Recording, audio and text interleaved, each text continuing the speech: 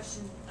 Chuck he filed his notice of completion with the Horner document in another county, and he needs to put it in his case somehow. And we usually attach it as an exhibit to something. Well, you can just do a notice. A notice? Yeah, just a judicial notice.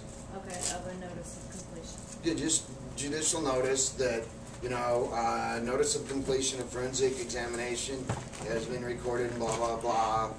And I hereby enter this into evidence under the best evidence rule 902. So that would be just one page, and that would go. Yeah. And then you'd say Exhibit A, and then behind that would be a certified copy of the or just a copy of the recorded thing, because it's you got the stamp, right? Because I'd like to get a redacted copy of that. So can we work on that? It'll take us what, 10 minutes, you know? The amount it takes to type, that'd be a couple minutes. Okay. That's enough. But yeah, you can go down and just file a judicial notice, and then you send it to them.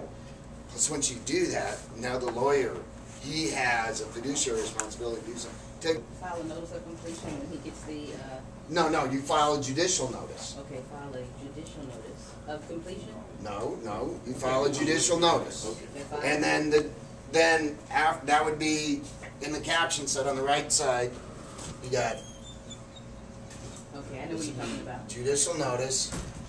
Okay, and then down here it comes now, blah, blah, blah, entering into evidence a judicial notice, or judicial notice of plaintiff entering into evidence the notice of completion forensic examination pursuant to Arizona rules of civil procedure, best evidence rule 902. Or I'm sorry, Arizona rules of evidence, rule 902, best evidence rule. Arizona rule of evidence, rule 902, best evidence rule. This case that I'm doing with NBA, National Bank Arizona right now, almost everything that I'm doing is by affidavit, verified statement, and they came back, or their lawyer came back with Rule 80 something. Affidavit's not needed. A statement done under penalty of perjury is sufficient. Yeah, absolutely. A statement done under penalty of perjury is a declaration, is an affidavit, blah, blah, blah. An affidavit is actually a form. An affidavit would be like the name of a form. But anything done under penalty of perjury, absolutely. We just say affidavit because everybody knows that word. Okay. You sign something under penalty of perjury, but you will see when they rebut the stuff, they won't say under penalty of perjury. Now, if they do, you better watch it because then they know something. They've got something. But they don't say that because they got nothing. They're not rebutting anything in my case except Rule 5.1, notice of appearance. They're just basically making an affidavit. So it's in Superior Court? Uh-huh. Okay. They're just basically saying, making an affidavit that you owe this much and you haven't paid, and it's some vice president of the bank in charge of collection. Well, it's... And the judge is believing him.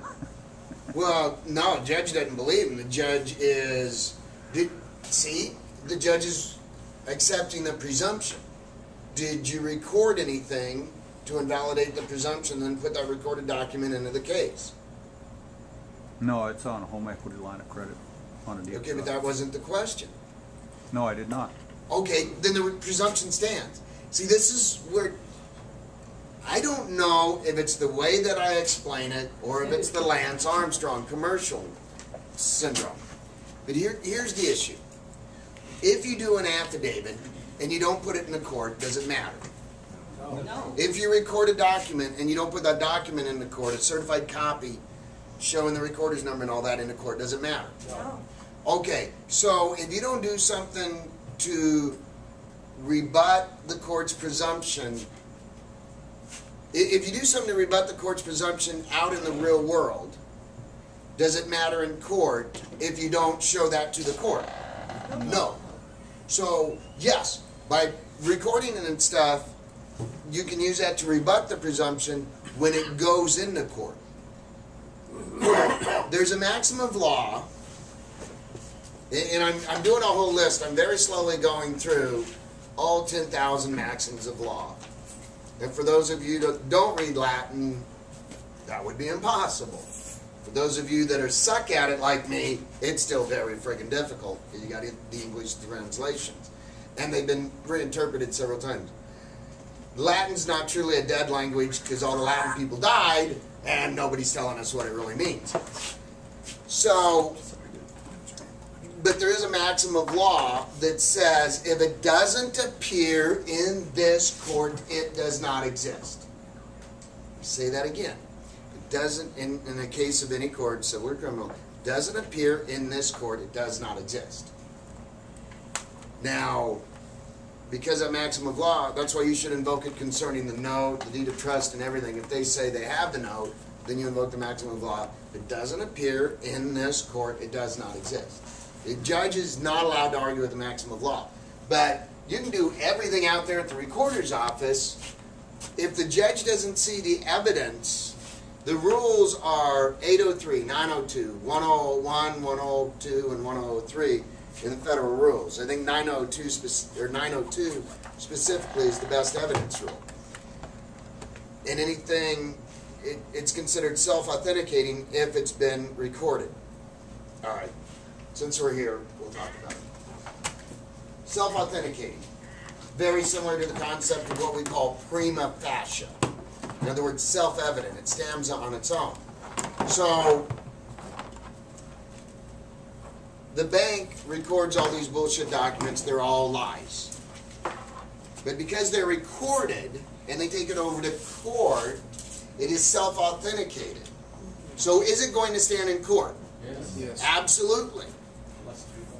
Unless you do something in the recorder's office that goes on top of there, and you take that and you put it in a court also.